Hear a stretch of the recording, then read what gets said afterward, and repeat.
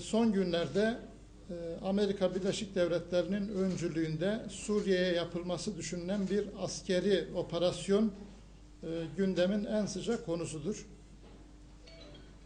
Biz şunu açıkça biliyoruz ki askeri müdahaleler kesinlikle iyi niyetli değildir. Biz bu oyunu daha önce Afganistan'da da gördük, Irak'ta da gördük. Bugün aynı zulüm Suriye'de yaşanmak isteniyor.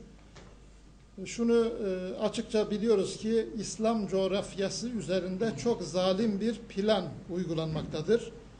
Bütün bu gelişmeler Büyük Orta Doğu Projesi çerçevesinde yürütülmektedir.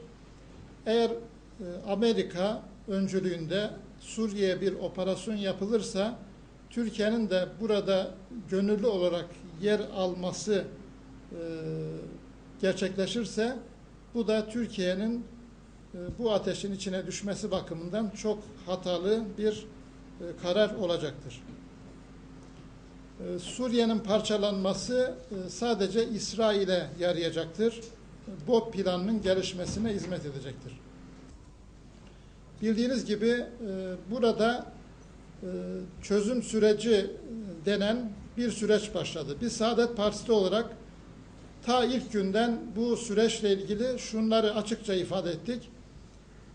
Akan kanın durması için, anaların ağlamaması için, barışın ve kardeşliğin sağlanması için atılacak bütün dikkatli adımları destekliyoruz.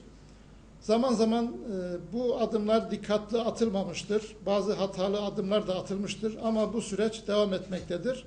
Biz yine bölgedeki hassasiyetlerin korunması ve buradaki kanaat önderlerinin ortaya koyacakları plan çerçevesinde bu sürecin daha sağlıklı yürütülmesini her seferinde ortaya koyuyoruz. Türkiye ekonomisi bugün bıçak sırtında gitmektedir. Faize ve haksız vergiler sebebiyle Türkiye'deki üretim pahalı olmaktadır. Bu pahalı üretim dışarıdan gelen ucuz ithalat karşısında rekabet edememektedir. Bu sebeple Türkiye adeta bir ithalat cenneti olmaktadır. Her şey dışarıdan gelmektedir. Bu da içerideki her sektörde üretimi baltalamaktadır.